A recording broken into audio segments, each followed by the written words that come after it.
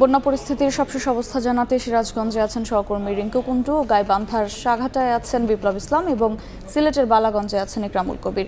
সরাসরি প্রথমে যাচ্ছে রিঙ্কুর কাছে।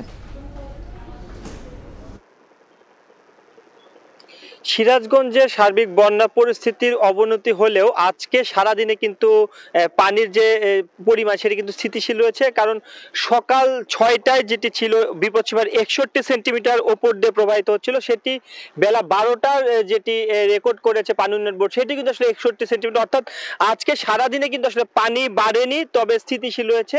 তবে পানি না বাড়লে বন্যা পরিস্থিতির যে বন্যার্তদের যে দুর্ভোগ সেটি কিন্তু কমেনি, এখনো আসলে পানিতে তলিয়ে আছে সিরাজগঞ্জের নদী তীরবর্তী 5টি উপজেলার চরাঞ্চল এবং নিম্নাঞ্চলের প্রায় 34টি ইউনিয়নের হাজার হাজার বাড়িঘর। এই সকল বন্যা দুর্গত মানুষের এখন চলাচলের একমাত্র মাধ্যম কিন্তু নৌকা, কারণ রাস্তাঘাট সবকিছুই পানিতে কিন্তু আসলে তলিয়ে গেছে, যে কারণে গবাদি পশু নিয়েও তারা কিন্তু একটি বিপর্যয়ের মুখে পড়েছে, কারণ চারণভূমি তলিয়ে যায়, কিন্তু গোখাদ্যের সংকট দেখা দিচ্ছে। সেই সাথে বানবাসী মানুষের মধ্যে খাবার পানি সংগ্রহের যে দুর্ভোগ কিন্তু আসলে চরমে পৌঁছেছে। তারা বলছে যে খাবার পানির তীব্র সংকট তাদের মধ্যে দেখা দিয়েছে। সেই সাথে এই সিরাজগঞ্জের বিশেষ করে সদর, গাজীপুর, বেলকুচি, চৌহালি এবং শাহজাদপুর এই কয়েকটি স্থানে নদী তীরবর্তী যে সকল এলাকা রয়েছে সে সকল মানুষেরা, নিম্নাঞ্চলে মানুষেরা কিন্তু ঘর বাড়ি ছেড়ে উঁচু স্থান বা বাঁধের উপর কিন্তু আশ্রয় নিয়ে আছে এবং সেখানে তারা আসলে খুবই দুর্ভোগে জীবনযাপন করছে। তো জেলা প্রশাসনের পক্ষ থেকে এখন পর্যন্ত 90 মেট্রিক টন জিআর চাল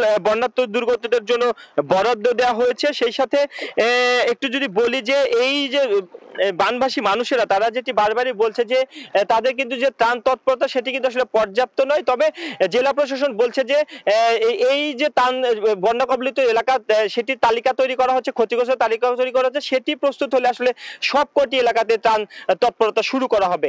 তো এই ছিল সিরাজগঞ্জ থেকে আমার কাছে বন্যা পরিস্থিতির সবশেষ খবর। আমরা চলে যাচ্ছি গাইবান্ধার, সেখানে রয়েছে আমাদের সহকর্মী বিপ্লব ইসলাম। গাইবান্ধার বন্যা পরিস্থিতি কিন্তু কিছুটা উন্নতি হতে শুরু করেছে। আমরা দুপুর 12টার তথ্য অনুসারে যদি বলি যে ব্রহ্মপুত্র নদের পানি কিন্তু 13 সেন্টিমিটার এবং ঘাঘট নদীর পানি কিন্তু 11 সেন্টিমিটার কমেছে, যে কারণে বন্যা পরিস্থিতির কিছুটা উন্নতির দিকে যাচ্ছে আর কি। কিন্তু যদিও এখনো ব্রহ্মপুত্র নদীর পানি কিন্তু বিপদসীমার 71 সেন্টিমিটার উপর দিয়ে এবং ঘাঘট নদীর পানি কিন্তু 24 সেন্টিমিটার উপর দিয়ে প্রবাহিত হচ্ছে। এই দুটি নদীর পানি বিপদসীমার উপর দিয়ে প্রবাহিত হয়, কিন্তু যে 165টি চর রয়েছে জেলার, সেটি কিন্তু একেবারে পানির নিচে ডুবে আছে। এই সকল এলাকার যে বাড়িঘর সেগুলি কিন্তু পানির নিচে ডুবে আছে, যে কারণে মানুষজন, বন্যা কবলিত মানুষজন তারা কিন্তু মানবেতর জীবনযাপন করছে।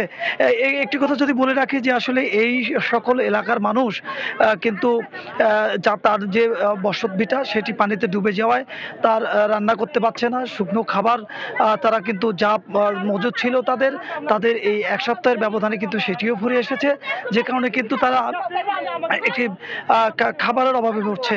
পাশাপাশি বিশুদ্ধ পানি যেটি নলকূপ ডুবে যাওয়ায়, বাড়ি ভিটে ডুবে যাওয়ায় কিন্তু বিশুদ্ধ পানির সংকটে পড়েছে।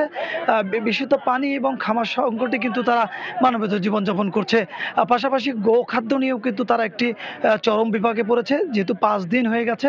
তারা যেটি বলছে যে বাড়ির আশেপাশে যে তাদের লাগানো ঘাস ছিল সেগুলোও কিন্তু ডুবে গেছে, যে কারণে গোখাদ্য নিয়েও তারা একটি বিপদে পড়েছে। প্রত্যেকটি চর থেকে কিন্তু মেইনল্যান্ড যেটি বলি বাজার, সেগুলি কিন্তু 20-15 বা 25 কিলো দূরে অবস্থিত।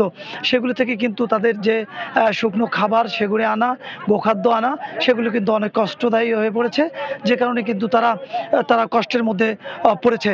আর যদি বলি যে ঘাঘট এবং ব্রহ্মপুত্র নদের বেশ কয়েকটি বাঁধ কিন্তু এখনও ঝুঁকির মধ্যে রয়েছে, যেহেতু বিপদসীমার উপর দিয়ে পানি প্রবাহিত হচ্ছে। এই ছিল গাইবান্ধার বন্যার সর্বশেষ পরিস্থিতি।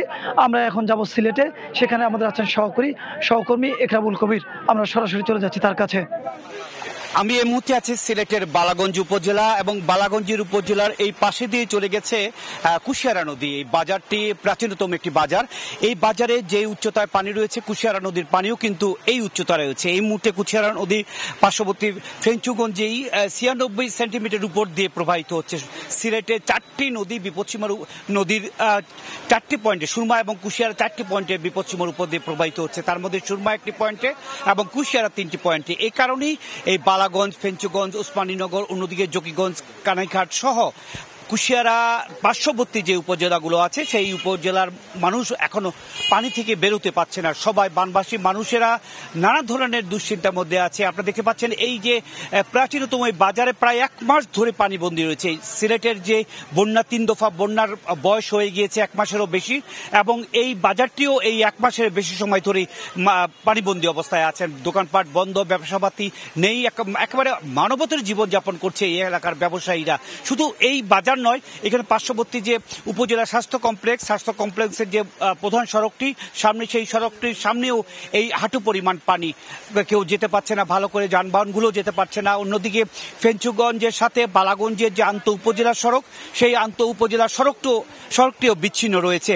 এবং সবকিছু মিলে বলা যায় সিলেটের মানুষ 1 মাসেরও বেশি সময় ধরে পানির উপরে ভাসছে, এবং প্রায় 10 লাখ মানুষ, এই 10 লাখ মানুষের খাদ্য সহায়তার জন্য জেলা প্রশাসনের পক্ষ থেকে 60,30,000 টাকা বরাদ্দ করা হয়েছে। শিশু খাদ্যের জন্য 20 লাখ টাকা এবং গোখাদ্যের জন্য আরো 20 লাখ টাকা বরাদ্দ করা হয়েছে, এবং চাল দেওয়া হয়েছে প্রায় 1900 মেট্রিক টন চাল দেওয়া হয়েছে। এবং যেটা আমাকে যে দুর্যোগ ব্যবস্থাপনা ও ত্রাণ কার্যালয় থেকে যেটা জানিয়েছে, 1855 মেট্রিক টন চাল দেওয়া হয়েছে, এবং 14,565 প্যাকেট বা বস্তা শুকনা খাবার দেওয়া হয়েছে। প্রশাসনের পক্ষ থেকে পর্যাপ্ত পরিমাণের ব্যবস্থা রয়েছে, আশ্রয় কেন্দ্রগুলো রয়েছে, কিন্তু দীর্ঘস্থায়ী হওয়ার কারণে বন্যার তেমন কিছু করা যাচ্ছে না। কারণ হচ্ছে কি, ইতিমধ্যে এই উপজেলার 6টি ইউনিয়নের প্রায় 150-150-এরও বেশি গ্রামের মানুষ, প্রায় 1 লক্ষাধিক মানুষ পানিবন্দী অবস্থায় আছে। সবকিছু মিলে এখনো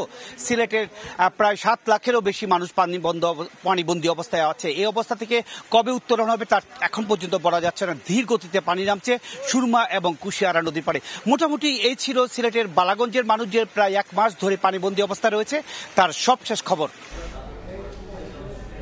বন্যা পরিস্থিতির খবর জানছিলাম সিলেট, গাইবান্ধা ও সিরাজগঞ্জ থেকে।